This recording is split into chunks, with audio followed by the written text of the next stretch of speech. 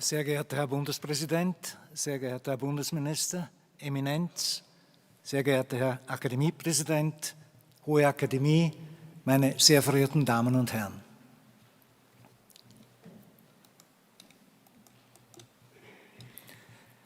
Behandle ich dann das Kleinrussische, das auf dem Gebiet der Wissenschaft, wie die Untersuchung selbst dartut, als eine selbstständige Sprache und nicht als ein Dialekt des Großrussischen anzusehen ist. Das ist ein Zitat aus dem ersten Band der vergleichenden Grammatik der slawischen Sprachen des Steirer Slowenen Franz Miklošič. Das Buch erschien 1852, 5 Jahre nach Begründung der Kaiserlichen Akademie in Wien, deren 175-jähriges Jubiläum wir heute feiern. Miklošič, der seit 1848 korrespondierendes und seit 1851 wirkliches Mitglied der Akademie war, stellte unmissverständlich fest, dass das Kleinrussische bzw. das Ukrainische eine eigene Sprache ist. Seither hat der bedeutende Sprachwissenschaftler in der Ukraine einen Ehrenplatz. Seine Feststellung war damals und in den folgenden 150 Jahren alles andere als selbstverständlich. Eine eigene kleinrussische Sprache hat es nie gegeben, gibt es jetzt nicht und wird es nie geben. Der Dialekt, den das einfache Volk verwendet, ist Russisch, nur verdorben durch den Einfluss Polens. Die sogenannte ukrainische Sprache ist von einigen Kleinrussen und besonders von Polen erfunden worden. Dies schrieb wenige Jahre später der russische Innenminister in einem Zirkular, das den Druck ukrainischsprachiger Schriften mit Ausnahme der schönen Literatur ebenso wie den Schulunterricht in der ukrainischen Sprache im Zarenreich untersagte. Unterricht in einer nicht existierenden Sprache. Im Jahre 1876 wurde dieses Verbot noch einmal verschärft. Die Polen, die sich im Januar 1863 gegen Russland erhoben hatten, werden als Drahtzieher der Erfindung einer ukrainischen Sprache und Nation hingestellt. Eine Verschwörungstheorie, der noch manche andere folgen sollten.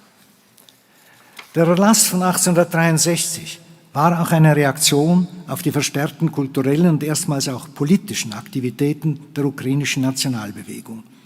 Die Zarenregierung war alarmiert und befürchtete einen Abfall der Kleinrussen vom sogenannten allrussischen Volk, das Russen, Kleinrussen und Belarussen umfasste. Auch die gebildete russische Gesellschaft reagierte heftig.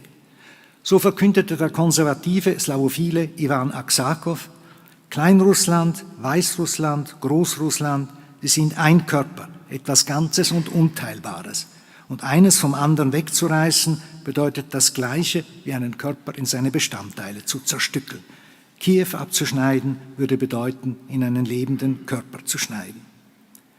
50 Jahre später warnte der liberale Politiker Piotr Struve: Wenn die ukrainische Idee das Volk mit ihrem Ukrainertum ansteckt, wird dies zu einer gigantischen und präzedenzlosen Spaltung der russischen Nation führen, die mit einem wahren Desaster für Staat und Volk enden wird. Solche Zeugnisse von Russen aller politischen Richtungen gaben den Ton an für das Verhältnis Russlands, der russischen Politik und der russischen Gesellschaft zur Ukraine. Einerseits wird die Ukraine nicht als eigenständig und gleichberechtigt anerkannt, andererseits befürchtet man ihren Abfall vom russischen Volk und Staat. Obwohl die Ukrainer in der Sowjetunion als Nation anerkannt wurden, änderte sich diese Einstellung bis zur Gegenwart nicht. Sie ist ein Schlüssel zum Verständnis der russisch-ukrainischen Beziehungen bis hin zum gegenwärtigen Krieg.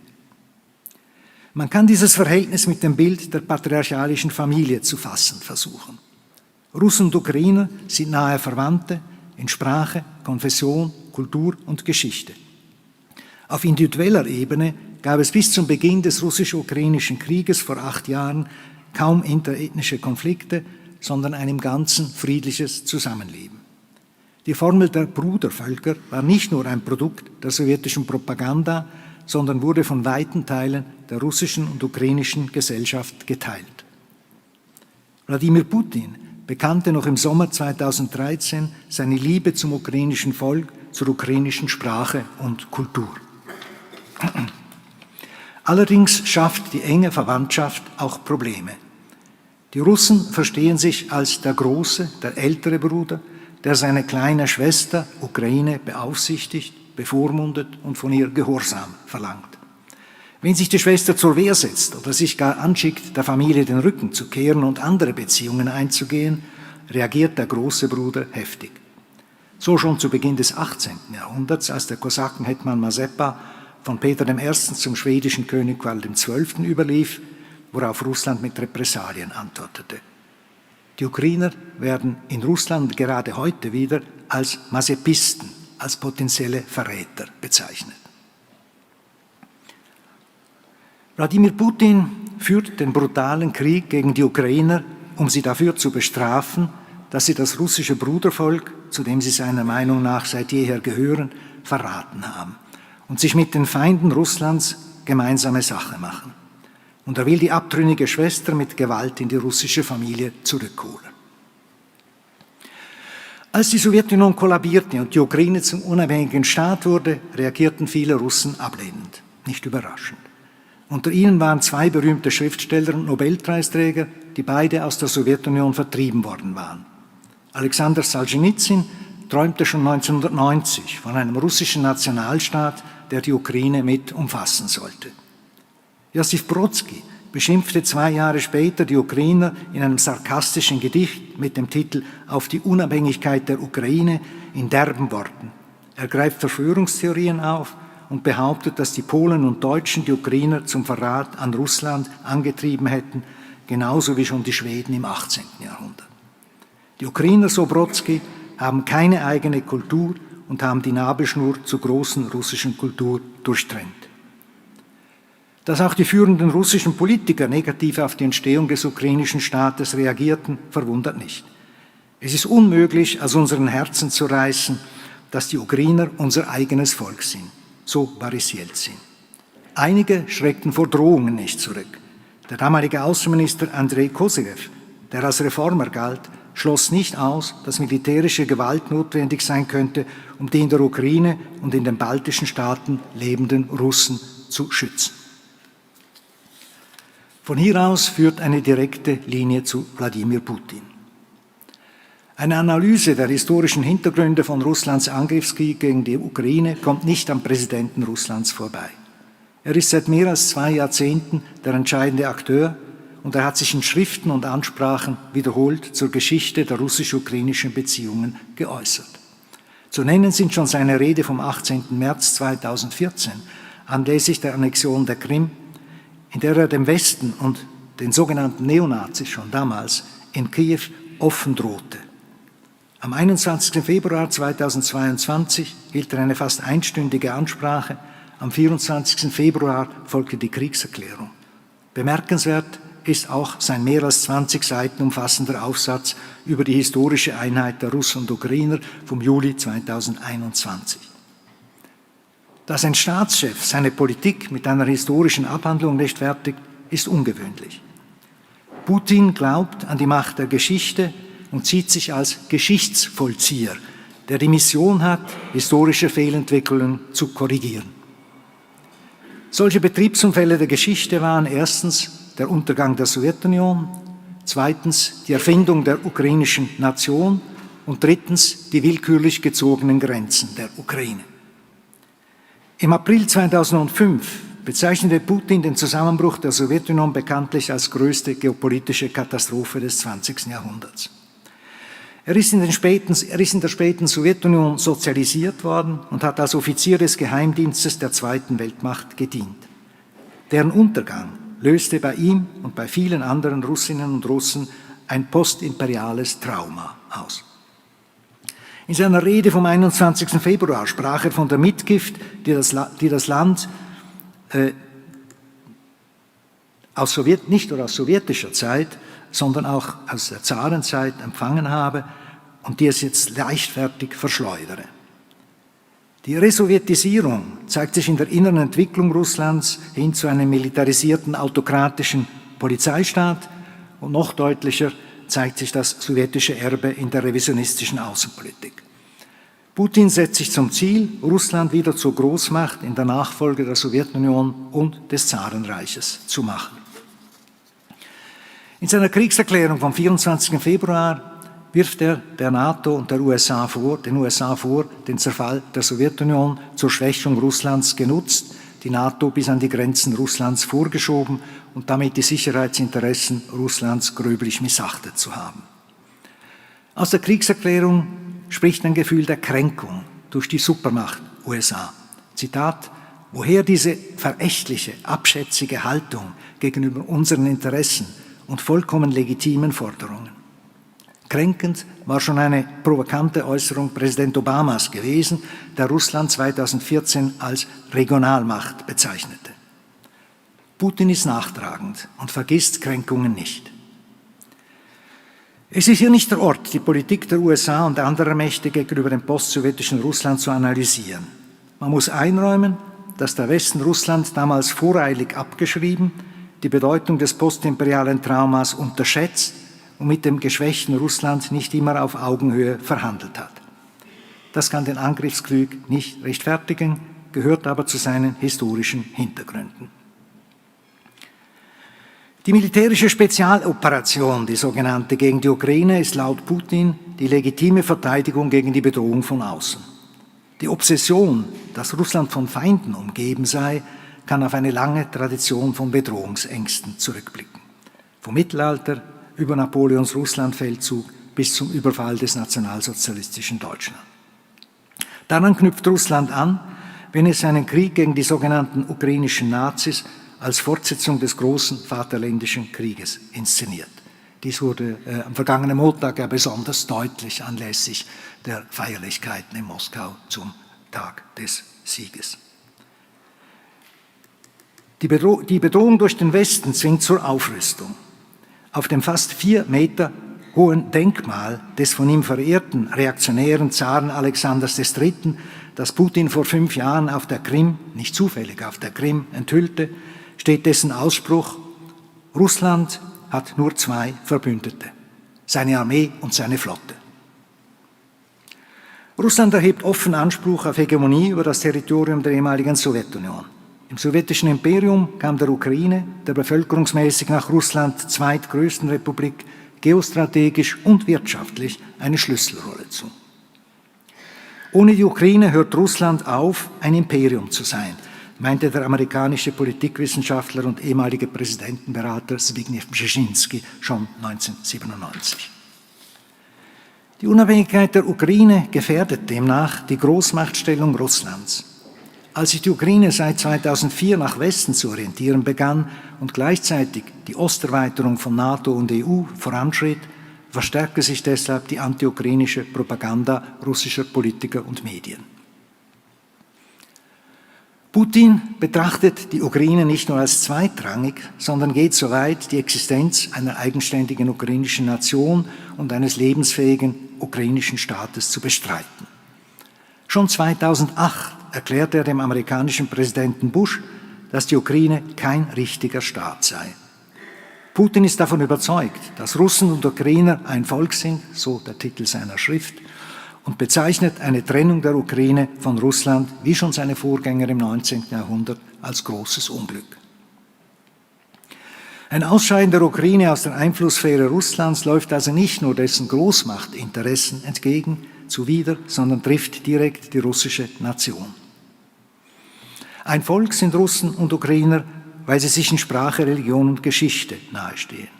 Putin übersieht, dass sich die Ukrainer zunehmend als politische Nation, als Willensnation begreift, die mehrere ethnische und sprachliche Gruppen umfasst. Deshalb ist Putin überrascht worden, als die russischsprachigen Ukrainer die eingefallenen russischen Truppen nicht begeistert begrüßten, sondern im Gegenteil erbitterten Widerstand leisten und noch immer leisten. In seinen historischen Ausführungen taucht der Name Ukrainer vor dem 20. Jahrhundert nicht auf, sondern es ist pauschal von Russen die Rede. Die Entstehung einer ukrainischen Protonation im 17. Jahrhundert und die Nationalbewegung des 19. und frühen 20. Jahrhunderts blendet er ebenso aus wie die unabhängige ukrainische Volksrepublik der Jahre 1918 bis 1921. Die Missgeburtsstunde der ukrainischen Nation datiert Putin auf die frühe Sowjetzeit, als die Bolschewiki die Ukrainer als Nation anerkannten und ihnen eine eigene Republik zusprachen. Lenin war laut Putin Erfinder und Architekt der ukrainischen Nation und verriet damit die Interessen Russlands und des russischen Volkes. Stalin, der damals für die Nationalitäten zuständig war, wird nicht zufällig nur am Rande erwähnt. Diesen schwerwiegenden Fehler will Putin korrigieren, indem er die ukrainische Nation schwächt oder gar auslöscht. Die dritte Korrektur: Putin wirft der Sowjetführung außerdem vor, die Grenzen der Ukraine willkürlich zu Ungunsten Russlands gezogen zu haben. Das führte dazu, dass nach dem Zusammenbruch der Sowjetunion, als die Ukraine wie die übrigen 14 Sowjetrepubliken unabhängig wurde, etwa 8 Millionen ethnische Russen in der Ukraine, also außerhalb Russlands, lebten. Diese für ihn schockierende neue Realität greift Putin immer wieder auf und nutzt sie als Hebel für seine aggressive Ukraine-Politik. Russland muss seine Landsleute, wie er sie nennt, vor der Verfolgung durch die Kiewer Nazis schützen, die sie angeblich zwangsassimilieren und damit einen Genozid begehen. Dieser nicht nur imperiale, sondern auch ethnonationale Revisionismus erinnert fatal an die revisionistische Politik Deutschlands und anderer Staaten in der Zwischenkriegszeit. Die Kritik an der Grenzziehung bezieht sich auf die Gebiete im Süden und Südosten der Ukraine, die im Zarenreich als Neurussland bezeichnet wurden. Ich zitiere Putins Rede von 2014. Ich benutze die Terminologie des Zarenreiches und will damit ausdrücken, dass dieses Gebiet nicht Ukraine ist, sondern Neurussland. Charkow, Donetsk, Lugansk, Cherson, Nikolajew, Odessa, sie gehörten in zarischer Zeit nicht zur Ukraine. All diese Gebiete wurden ihr von der Sowjetregierung erst in den 20er Jahren übergeben. Weshalb sie dies tat, das weiß allein Gott. Das im Jahr 2014 lancierte Projekt Neurussland wird heute wieder aufgenommen. Die von Putin genannten Städte stehen täglich in den Schlagzeilen. Der Großangriff auf den Donbass und die gesamte Südukraine soll die angeblich willkürliche Grenzziehung korrigieren und eine Teilung der Ukraine in die Wege leiten. Putins historische Abhandlung folgt dem russisch-sowjetischen Narrativ, das auch im westlichen Ausland weitgehend übernommen worden ist. Es beginnt mit dem mittelalterlichen Großreich der Rus, das sein Zentrum in Kiew hatte.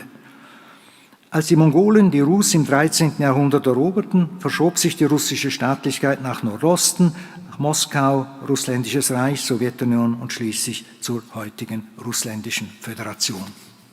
Die westliche Rus kam im 14. Jahrhundert unter die Herrschaft des Großfürstentums Litauen bzw. des Königreichs Polen. Die dortigen Russen, so das Narrativ, sehnten sich seither nach Wiedervereinigung mit den übrigen Russen. Diese erreichten sie in 3 Etappen in der Mitte des 17. Jahrhunderts, am Ende des 18. Jahrhunderts und schließlich im Zweiten Weltkrieg, als die Westukraine von der Sowjetunion annektiert wurde. Die erneute Trennung der Ukraine von Russland im Jahr 1991 soll durch die militärische Spezialoperation rückgängig gemacht werden. Die Formel der freiwilligen Wiedervereinigung legitimiert jede Aggression und bedarf keiner weiteren Begründung. Was haben die Ukrainer diesem Narrativ entgegenzusetzen? Ihr bedeutendster Historiker Michailo Hruschewski widersprach dem russischen Narrativ, indem er die Kiewer Rus und ihr Erbe ganz für die Ukraine beanspruchte. Der von Russland postulierten Kontinuität der Staatlichkeit setzte er die Kontinuität von Territorium und Volk entgegen. Für die ukrainische Nationsbildung und das ukrainische Nationalbewusstsein ist von zentraler Bedeutung, dass die Geschichte der Ukraine je nach Region 3 bzw. 4,5 Jahrhunderte, die Westukraine sogar über 6 Jahrhunderte, getrennt von der Geschichte Russlands verlief. In dieser Zeit formierten sich die ethnischen Gruppen der Ukrainer und Großrussen. Die Ukraine gehörte damals fast ganz und dann zu einem großen Teil zu Polen-Litauen und sie stand unter dem meist über Polen vermittelten Einfluss Mittel- und Westeuropa, vom Stadtrecht über Humanismus und Reformation bis zu den Schulen der Jesuiten, alles Einflüsse, die Russland höchstens streiften. In der Formulierung des ukrainischen Denkers und Politikers Michailo Drahomanow: Die meisten nationalen Unterschiede zwischen der Ukraine und Moskowien können dadurch erklärt werden, dass die Ukraine bis zum 18. Jahrhundert, das heißt bis zum Beginn der russischen Herrschaft, stark mit Westeuropa verbunden war und Anteil am sozialen und kulturellen Fortschritt Europas hatte. Für die Ruthenen Galiciens und der Bukowina kam die Erfahrung des österreichischen Verfassungsstaates hinzu. Zwar machten sie nur einen kleinen Teil der Ukrainer aus, doch spielten sie eine überproportionale Rolle in der Nationalbewegung, in der antisowjetischen Opposition und in der Mobilisierung der Zivilgesellschaft in der unabhängigen Ukraine. Die traditionelle Westorientierung der Ukraine, die mit einer Abgrenzung von Russland einhergeht, wird nicht zufällig heute besonders betont. Der Lemberger Historiker Jaroslav Rezak, den die Akademie vor 3 Wochen zum korrespondierenden Mitglied im Ausland gewählt hat, erinnert in der New York Times an das Erbe der polnisch-litauischen Adelsrepublik und kommt zum zugespitzten Schluss: Der wichtigste Unterschied zwischen Ukrainern und Russen sind nicht Sprache, Religion und Kultur, hier sind sie sicher relativ nahe, sondern die politischen Traditionen.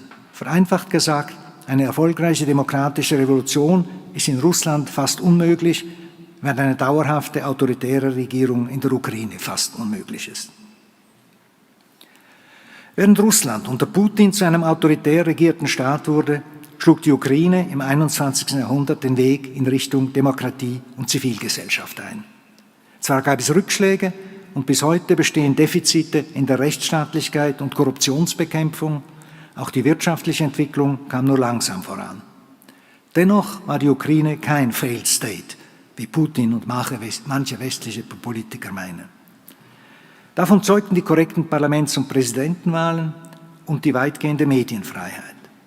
Die unterschiedlichen historischen Traditionen der einzelnen Regionen führten nicht, wie oft prophezeit wurde, zu einer Spaltung des Landes, sondern die ukrainische Willensnation wurde zusehends gestärkt.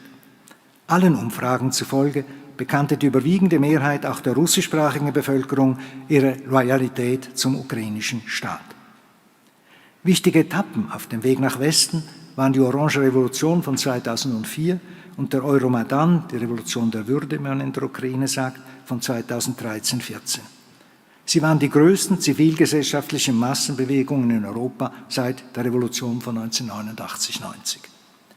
Sie erreichten ihre wichtigsten Ziele, die Annullierung der gefälschten Präsidentschaftswahlen von 2004 und im Jahr 2014 den Sturz des von Russland unterstützten kleptokratischen Präsidenten Janukowitsch und die Unterzeichnung des Assoziierungsabkommens mit der EU.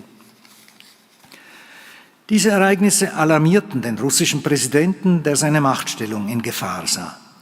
Er behauptete, dass der Euromaidan von den USA orchestriert worden sei und drohte, dass der Westen in der Ukraine die rote Linie überschritten habe, was Russland zum Handeln zwinge. Man nahm Putin damals nicht ernst genug. Eine erfolgreiche demokratische Ukraine konnte als Modell für Russland dienen, der Euromaidan als Vorbild für die russische Opposition, die gerade in den Jahren 2011 und 2012 mit Massendemonstrationen hervorgetreten war. Dies musste mit allen Mitteln verhindert werden und gab den Ausschlag für das bewaffnete Eingreifen Russlands auf der Krim und im Donbass. Der 8-jährige Krieg gegen Russland, der bis 2021 14.000 Tote forderte, führte aber nicht, wie Putin erwartete, zu einer Spaltung der Ukraine, sondern stärkte den Zusammenhalt der politischen Nation und gleichzeitig die ukrainische Armee. Beides zeigte sich im geschlossenen, bewundernswerten Widerstand der Ukrainerinnen und Ukrainer gegen die zahlenmäßig überlegenen russischen Truppen. Letzter Punkt. Welche Rolle spielte der Westen in diesem Prozess? Welche Versäumnisse sind uns anzulasten? Die Ukraine, der nach Russland zweitgrößte Flächenstaat Europas, war bis vor kurzem ein weißer Fleck auf der mentalen Landkarte der Mittel- und Westeuropäer. Das war nicht immer so. Im 17. und 18. Jahrhundert war die Ukraine im übrigen Europa gut bekannt. Zeitungen berichteten regelmäßig über die Feldzüge der Kosaken, Landesbeschreibungen hoben die Fruchtbarkeit der Kornkammer Ukraine und die Freiheitsliebe der Ukrainer hervor.